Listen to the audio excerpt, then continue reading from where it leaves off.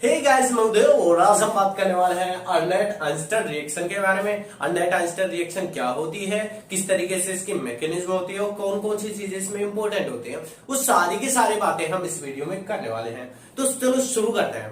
तो देखो, किसी भी रिएक्शन को शुरू करने से पहले हमें पता होना चाहिए कि हम क्या क्या चीजें मिला रहे हैं, यानी कि हमारा रिएक्टेंट क्या है।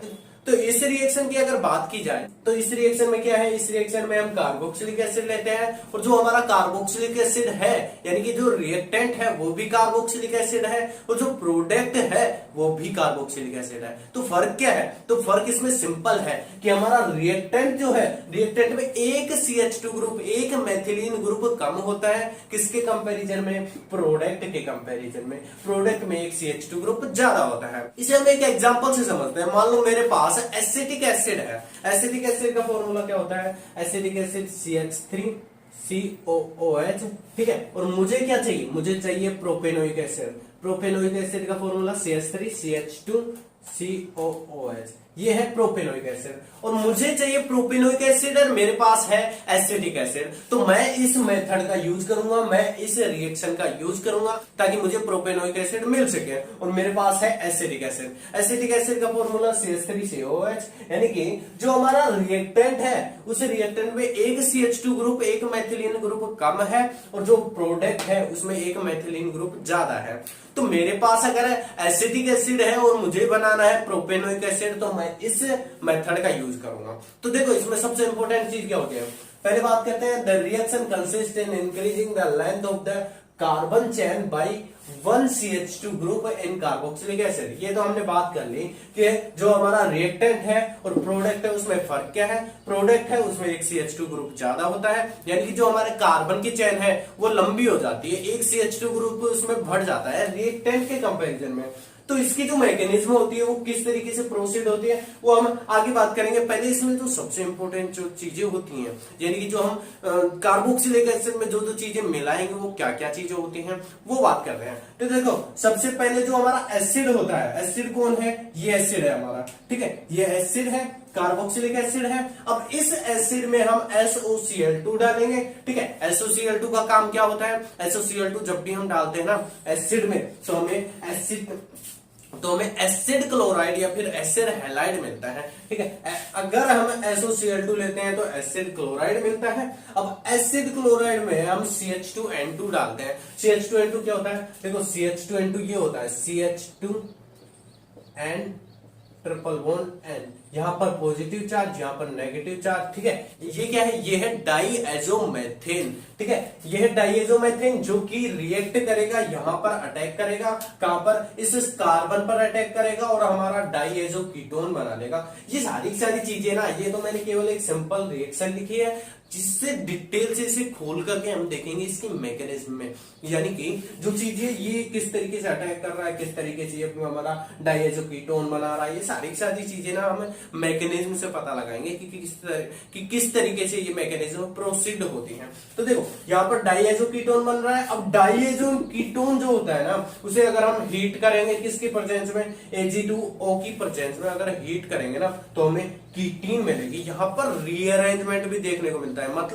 मतलब ये है कि जो ये हमारा R ग्रुप है ना, या R ग्रुप माइग्रेट होगा, ये उठ करके इस CH पर जाकर के चिपक जाएगा और यहां से N2 गैस बाहर निकल जाएगी, ठीक है। N2 गैस बाहर निकल चुकी है और रीअरेंजमेंट और हीट देने के कारण हमारा जो कीटोन बना है, ये सॉरी कीटोन नहीं, कीटीन। अब इस कीटीन में अगर हम हाइड्रोलाइसिस कराते हैं, हाइड्रोलाइसिस कैसे कराएंगे? यहाँ पर H आएगा, यहाँ पर OH आएगा, ठीक है। OH आएगा तो ये हमारा कार्बोक्सिलिक एसिड बनेगा और जो कार्बोक्सिलिक एसिड जो प्रोडक्ट बना है उसमें एक CH2 ग्रुप ज्यादा है, ठीक है। यानी कि प्रोडक्ट में एक CH2 ग्रुप ज्यादा है, यानी कि हमारा बन चुका है प्रोडक्ट जो है वो भी कार्बोक्सिलिक एसिड है, रिएक्टेंट भी कार्बोक्सिलिक एसिड है। फर्क CH2 ग्रुप का है, मेथिलीन ग्रुप का है, मेथिलीन ग्रुप ज्यादा है। अब बात करते हैं कि यहां पर ना एक सबसे इंपॉर्टेंट चीज क्या है? एक्सिस अमाउंट ऑफ डाईएजोमेथेन, यानी कि जो हमारा ये डाईएजोमेथेन है ये डाइएजोमेथेन हम एक्सिस अमाउंट, ज्यादा अमाउंट में लेते हैं। इसका रीजन क्या है? इसका भी तो रीजन है, हर एक चीज का रीजन होता है।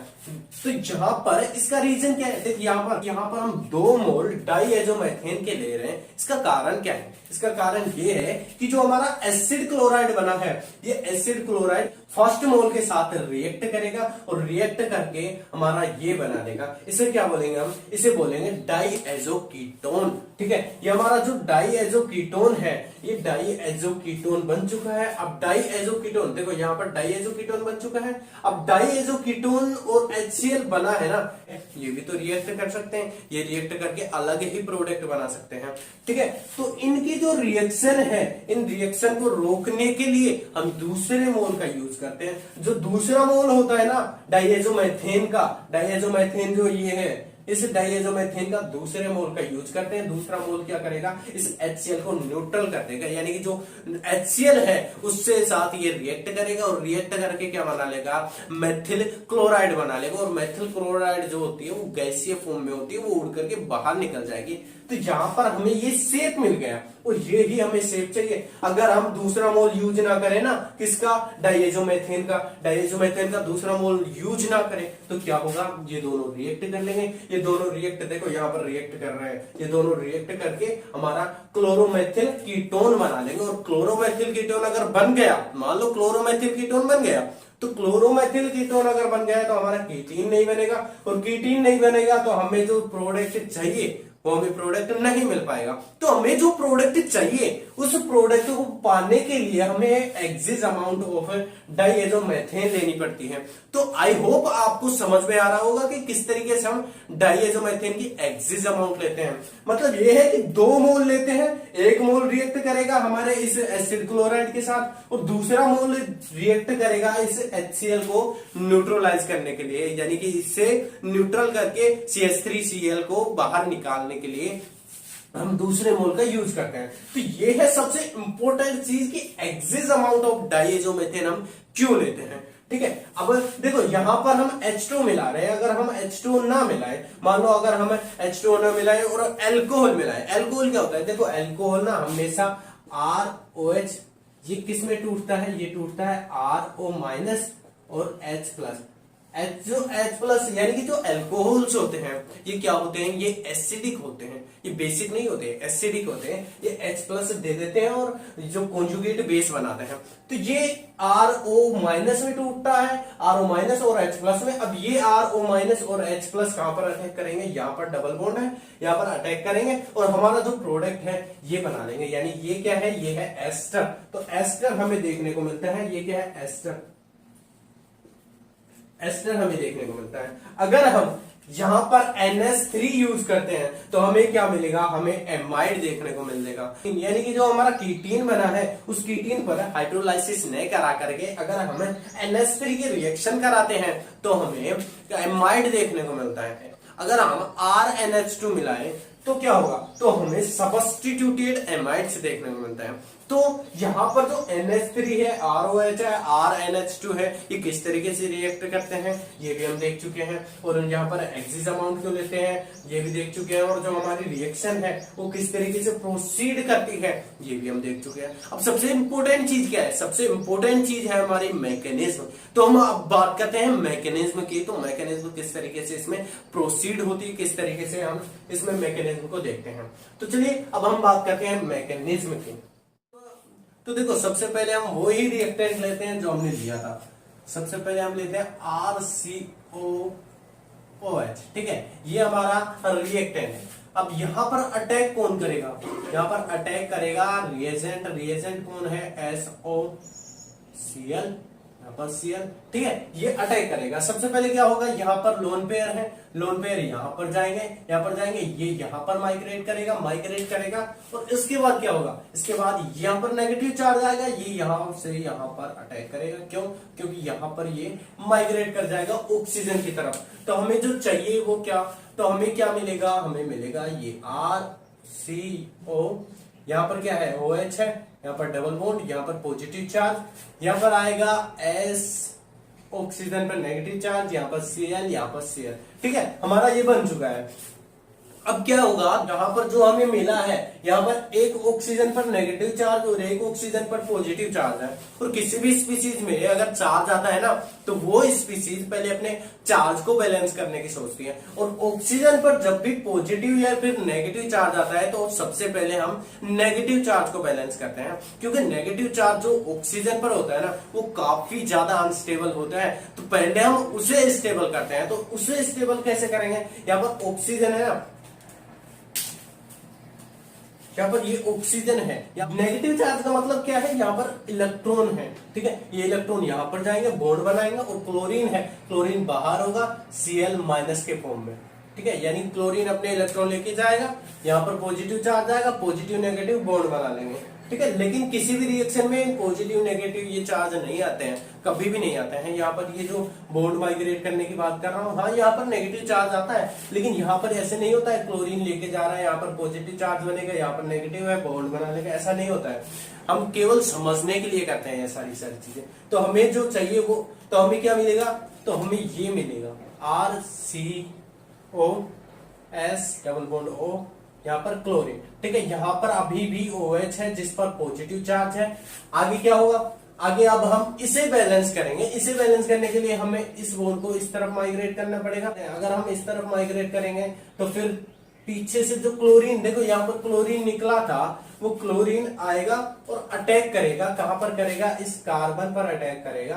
और कार्बन पर जब अटैक करेगा, क्यों करेगा, क्योंकि यहाँ पर पीछे पॉजिटिव चार्ज आएगा।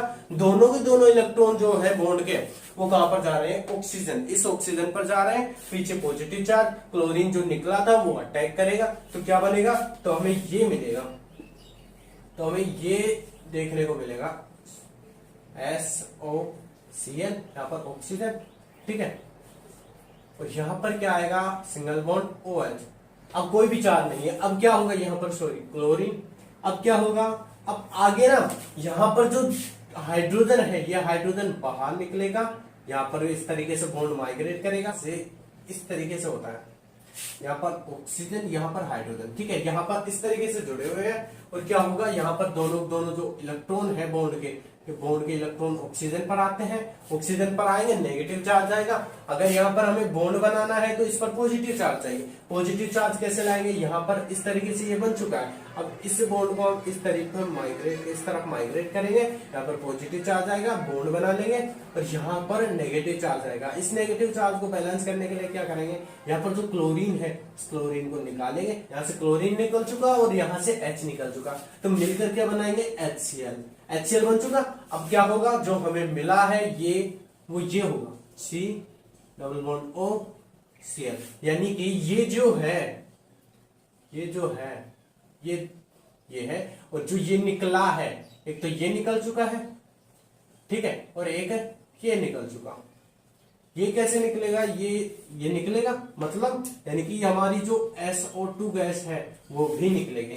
तो ये मिल चुका, यानी कि जो फर्स्ट स्टेज में हम SO2 डाल रहे थे एसिड में, वो इस तरीके से हमें एसिड क्लोराइड देता है, ठीक है। इसकी भी एक मैकेनिज्म होती है जो कि ये है। तो हम किसी भी रिएक्शन को ज्यादा लेंदी नहीं बनाने के लिए हम SOCl2 को डाल करके हम एसिड क्लोराइड बना लेते हैं। इतनी सारी मैकेनिज्म करने की हमें जरूरत नहीं होती है, लेकिन ये मैं आपको समझाने के लिए कर रहा हूं। अब क्या होगा, अब हमारी जो सेकेंड स्टेप थी उसमें क्या होगा, हमें CH2 double single bond and triple bond N, ये आएगा पहला मोल, ठीक है। पहला मोल आएगा, यहाँ पर देखो HCl जो बना है, उस HCl को दूसरा मोल न्यूट्रलाइज कर देगा। उसको हम नहीं लिखेंगे क्योंकि वो न्यूट्रलाइज होकर के CH3Cl बन करके बाहर निकल चुका है।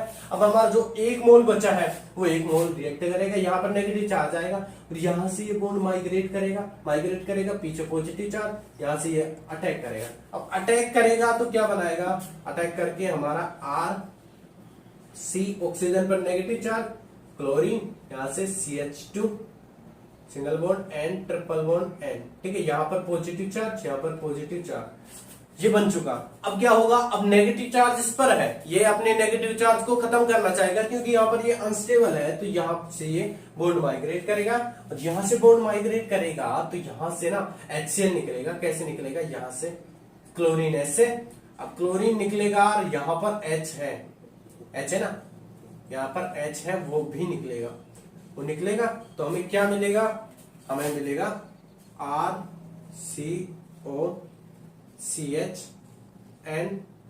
Triple bond N। ठीक है, ये मिल चुका। अब ये मिल चुका हमें तो क्या हुआ, अब हमें R जो ग्रुप है, यहाँ पर R ग्रुप है ना, इसको माइग्रेट कराएंगे। कहां पर कराएंगे, यहाँ पर देखो नेगेटिव चार्ज बन चुका है। अब नेगेटिव चार्ज बन चुका, सबसे पहले देखो, पहले माइग्रेट नहीं कराएंगे, पहले N2 को निकालेंगे। कैसे निकालेंगे, ये यहाँ पर माइग्रेट करेगा, ये यहाँ पर डिलोकलाइजेशन में आएगा, स्टेबल है तो हमें डिलोकलाइजेशन दिखाना पड़ेगा। RC ऑक्सीजन पर नेगेटिव चार्ज, यहाँ पर CH।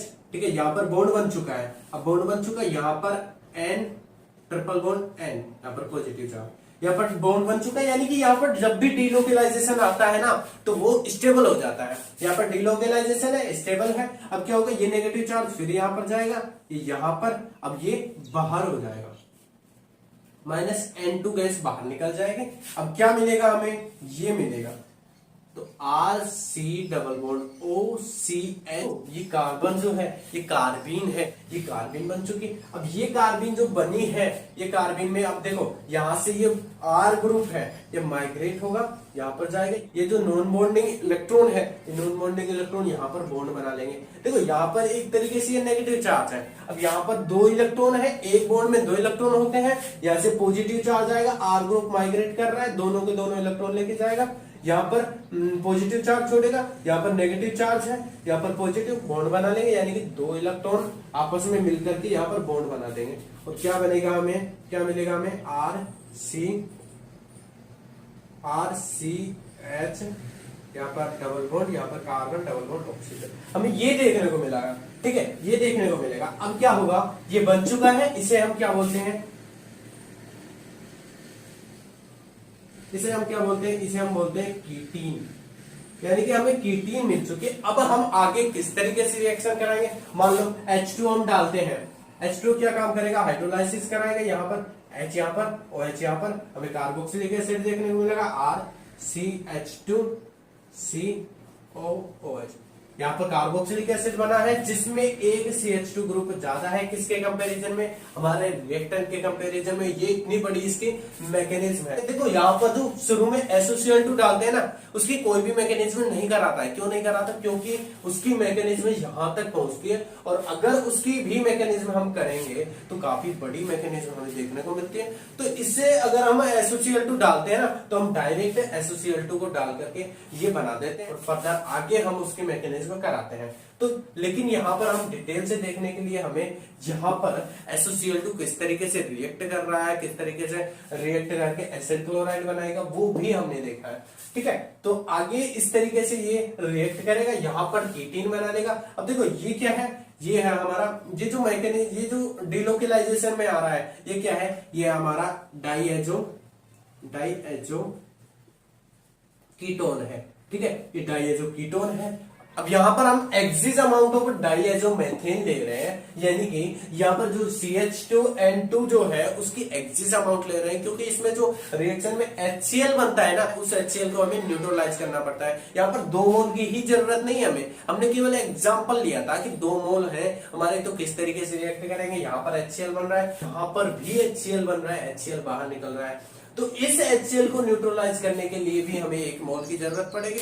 तो यानी कि कुल मिलाकर के हमें एक्सिस अमाउंट लेनी पड़ेगी इसकी। अगर हम इसकी एक्सिस अमाउंट नहीं लेंगे ना, तो फर्दर रिएक्ट करेगा, रिएक्ट करके क्लोरोमेथिल कीटोन बना लेगा। अगर हमें क्लोरोमेथिल कीटोन मिल गया तो हम आगे कीटीन नहीं बना पाएंगे। उस क्लोरोमेथिल कीटोन के बनने को रोकने के लिए हमें एक्सिस अमाउंट ऑफ डाइएजोमेथेन लेनी पड़ती है, जो कि हमारे HCl को न्यूट्रलाइज करके मेथिल क्लोराइड में बदल करके बाहर निकाल देती है। ठीक है, और हमें कीटीन मिलती है। यहाँ पर रीअरेंजमेंट भी देखने को मिलता है। देखो ये सबसे इंपॉर्टेंट चीज है, इसमें रीअरेंजमेंट है। यहाँ पर R जो ग्रुप है ये यहाँ पर जाता है। ठीक है, यहाँ पर R जो ग्रुप है ये दोनों के दोनों जो बॉन्डिंग के इलेक्ट्रॉन है वो लेके जाता है, यहाँ पर पॉजिटिव चार्ज छोड़ता है, पॉजिटिव चार्ज, यहाँ पर इलेक्ट्रॉन, यहाँ पर 2 इलेक्ट्रॉन है, ठीक, यहाँ पर 2 इलेक्ट्रॉन है। ये 2 इलेक्ट्रॉन क्या करेंगे, देखो एक बॉन्ड में ना 2 इलेक्ट्रॉन होते हैं, एक बॉन्ड में 2 इलेक्ट्रॉन होते हैं, तो यहाँ पर आकर बॉन्ड बना लेंगे, ठीक है। फिर यहाँ पर जाकर के ये इसे कार्बन को 2 इलेक्ट्रॉन दे करके खुद का बॉन्ड बना लेगा, 2 इलेक्ट्रॉन दे करके खुद का बॉन्ड बना लेगा। अब खुद का बॉन्ड बना लेगा तो हमें रीअरेंजमेंट के बाद कीटीन देखने को मिलती है। अब इस कीटीन पर अगर हम इस कीटीन पर H2O के रिएक्ट कराते हैं तो हमें हमारा प्रोडक्ट मिलता है, जिसमें एक मेथिलीन ग्रुप ज्यादा होता है रिएक्टेंट के कंपैरिजन में। अगर हम इस कीटीन में NH3 डालें तो NH3 क्या होता है, NH2 plus H plus minus, ठीक है, इसमें टूटता है। तो यहां पर देखो H जहां पर गया था H वहीं पर जाएगा, यहां पर जाएगा CH2, ठीक है, CONH2 बना लेगा, यानी कि RCH2 CONH2, यानी कि एमाइड देखने को मिलता है। अगर हम इसमें एल्कोहल मिलाते हैं ROH जो है ये किस में टूटता है, ये टूटता है RO minus plus H plus में टूटता है, ठीक है। तो ये किस तरीके से रिएक्ट कर गया, H भी वहीं पर जाएगा जहां पर ये H गए थे, तो क्या होगा RCH2 COOR, हमें एस्टर देखने को मिलता है। अगर हम मान लो NH2 यूज करते हैं तो क्या होगा, ये किस में टूटता है RNH minus plus H plus में टूटता है, H प्लस में, ठीक है। अब ये H प्लस वहीं पर जाएगा, ये कहां पर जाएगा, ये इस कार्बन पर जाएगा, तो क्या बनाएगा RCH2 CONH, ठीक है, ये बनाएगा सब्स्टिट्यूटेड एमाइड बनाएगा। तो ये इसकी मैकेनिज्म है। आई होप आपको समझ में आई होगी। अर्नेस्ट आइंस्टीन रिएक्शन, पहले मैं इसे अर्नेट आइंस्टीन रिएक्शन बोलता था, जो कि शायद गलत है, इसका प्रोनाउंसिएशन मुझे नहीं आता था, इसका प्रोनाउंसिएशन होता है अर्नेट आइंस्टीन रिएक्शन। तो अगर वीडियो अच्छी लगी हो तो लाइक शेयर और सब्सक्राइब जरूर करें हमारे चैनल को। धन्यवाद, जय।